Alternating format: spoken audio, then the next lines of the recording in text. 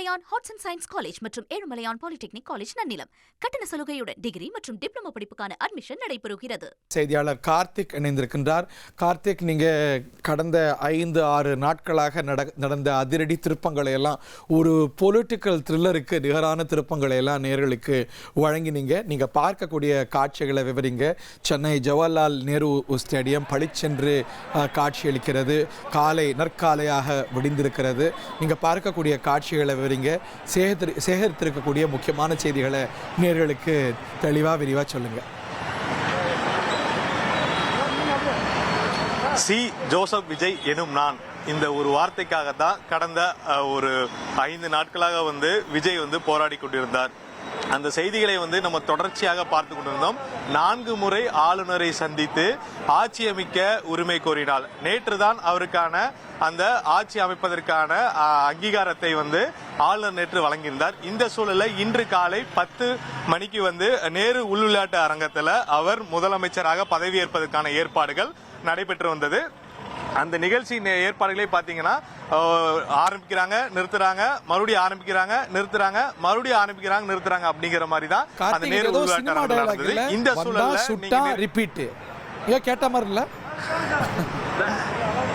நிச்சயமா அததான் நம்ம தமிழ்நாட்டு மக்களுக்கு நொடிக்கு நொடி என்ன நடந்தது, என்ன நடந்துட்டு இருக்குங்கிறத உண்மைக்கு மாறாமல் அதை நம்ம தெளிவா சொல்லிட்டு இருந்தோம்.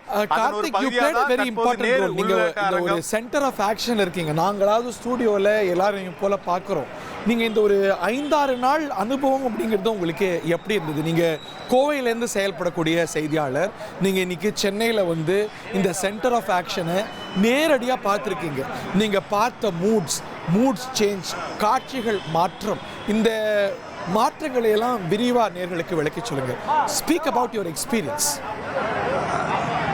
அதாவது பாத்தீங்கன்னா, விஜய் ஒரு பெரிய நடிகர், உச்சபட்ச நடிகர். அந்த நடிகருடைய படத்துக்கு பல பிரச்சனைகள் இருக்கு.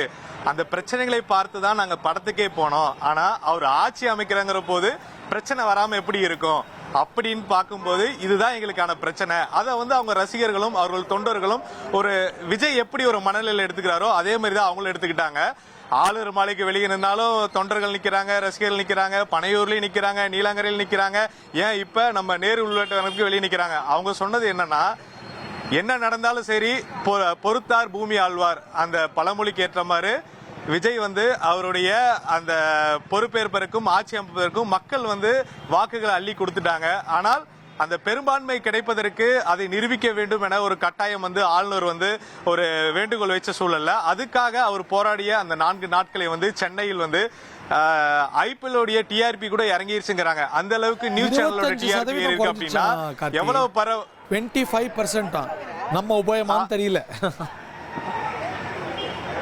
அதான் தந்தி தொலைக்காட்சி பாத்தீங்கன்னா ஏஐ தொழில்நுட்பத்தின் மூலமாக என்ன நடக்க போகுது, என்ன நடந்துட்டு இருக்குன்னு சொல்லி பிரத்யேகமான வீடியோ, நேரு உள்விளையாட்டு அரங்கத்துல எந்த மாதிரி ஏற்பாடுகள் நடக்குது, அவர் எப்படி கான்வாயில வராரு, மக்கள் எப்படி கொண்டாடுறாங்க அப்படிங்கிற துல்லியமான அந்த வீடியோ வெளியிட்டோம். அது எப்படி நடக்குதோ அதுக்கேற்ற மாதிரி தான் இப்ப நேரு உள்விளையாட்டு அரங்கத்துல பலத்த போலீஸ் பாதுகாப்பானது காணப்பட்டு வருகிறது.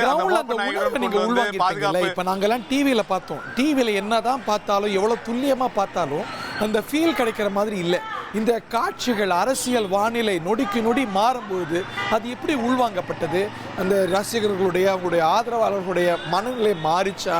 ஏமாற்றம் சந்தோஷம், காஷியஸ் ஆப்டிமிசம், இது மாறி மாறி வந்ததை பார்த்தோம். அதை நீங்க பார்க்கும்போது how was that experience? நிச்சயமா ஒரு செய்தியாளரா நம்ம களத்துல பயணிக்கும் போது பாத்தீங்கன்னா, நம்ம அவர் ஆளுநரை சந்திச்சிட்டாரு, ஆளுநர் அழைப்பு விடுத்துவாரு நினைக்கும் போது உடனே மறுபடியும் ஒரு பிரச்சனை. அதுக்கப்புறம் அதை அவர் இது பண்றதுக்குள்ள, அதாவது அவருக்கு 108 இடங்கள் தான் கிடைச்சிருந்தது. முதல்ல காங்கிரஸ் ஆதரவு கொடுக்குறாங்க 5 இடங்கள், அதுக்கப்புறம் மறுபடியும் 2 இடங்கள் கொடுக்குறாங்க, அதுக்கப்புறம் மார்க்சிஸ்ட் கம்யூனிஸ்ட் 4 இடங்கள் கொடுக்குறாங்க, 116 ஆகுது. அந்த 2 இடங்கள் பிரச்சனை ஆகுது. அப்புறம் விசிகா வராங்க, அப்புறம் ஐயுஎல் வராங்க. அந்த 120 இடங்கள் அவர் கிடைப்பதற்கு எவ்வளவு ஒரு பரபரப்பா இருந்தது நம்ம களத்துல பார்த்தோம். Ezhumalaiyan arts and science college மற்றும் ஏழுமலையான் பாலிடெக்னிக் காலேஜ் நன்னிலம். கட்டண சலுகையுடன் டிகிரி மற்றும் டிப்ளமோ படிப்புக்கான அட்மிஷன் நடைபெறுகிறது.